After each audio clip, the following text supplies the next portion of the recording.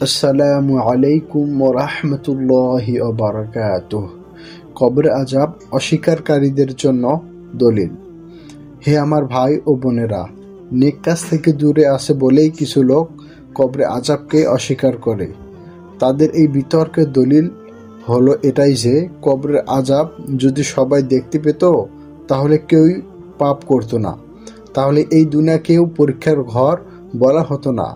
ঈমান হলো অদৃশ্য বিষয়ের ওপর বিশ্বাস আনা এবং তা মানিয়ে চলা। এজন্য রাসূল সাল্লাল্লাহু আলাইহি ওয়াসাল্লাম সাহাবে কিরামকে বলেন যে, তোমাদের পরে আমার যেসব উম্মতরা আসবে তাদের প্রতি 7 বার সালাম।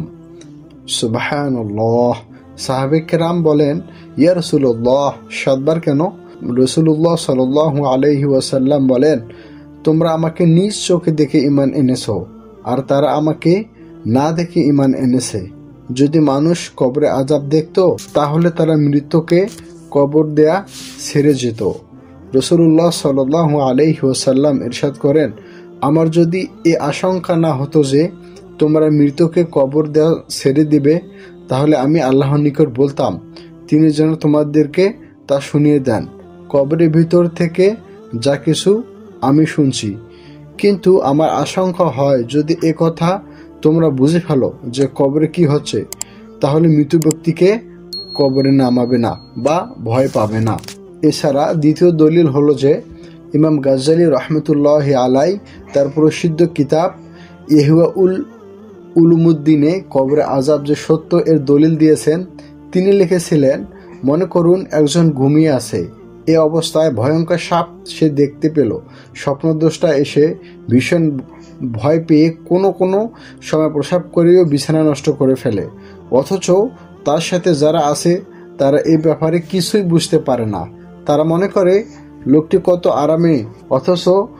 কত আরামে নাক ডেকে ঘুমাচ্ছে, অথচ স্বপ্নদ্রষ্টা স্বপ্নে ভয়ঙ্কর সাপ দেখতে পাচ্ছে। এর উদাহরণ দ্বারা তিনি বোঝাচ্ছেন যে কবরে মৃত্যুর উপর যে মুসিবত আসে তা দেখা বা বোঝা অসম্ভব। আল্লাহ তাআলা দুনিয়ার মানুষদের জন্য কবরের আযাব অদৃশ্য করে রেখেছেন।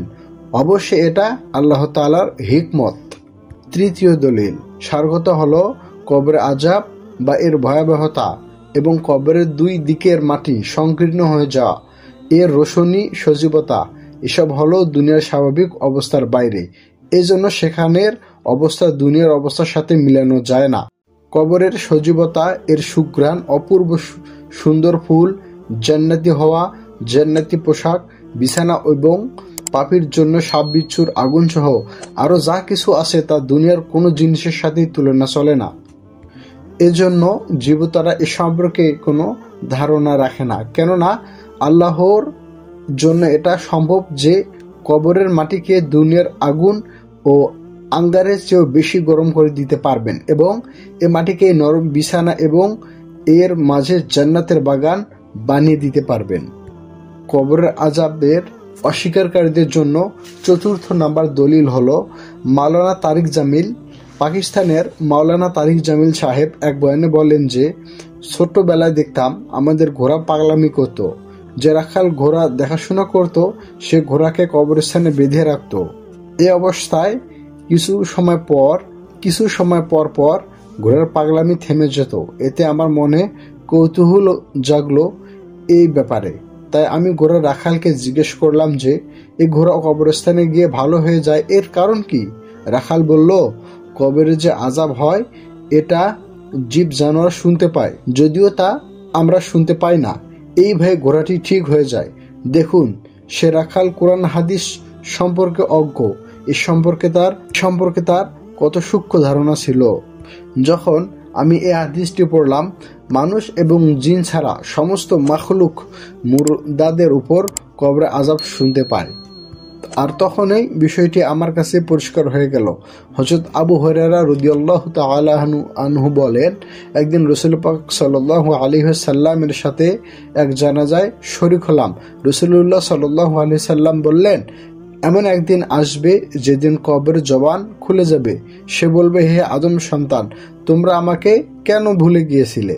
আমি প্রত্যেকের জন্য ঘর এবং আমার ভিতরে পোকামাকড় ভরপুর, কিন্তু সেসব লোকদের ব্যতীত যাদের জন্য আল্লাহ পাক আমাকে প্রশস্ত করে দিয়েছেন।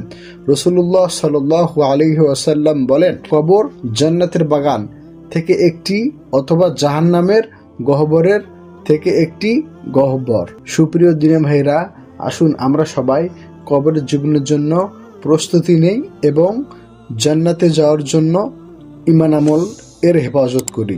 ভিডিওটি ভালো লাগলে চ্যানেলটিকে লাইক এবং সাবস্ক্রাইব করে পাশে থাকতে পারেন। আসসালামু আলাইকুম ওয়া রাহমাতুল্লাহি ওয়া বারাকাতুহু।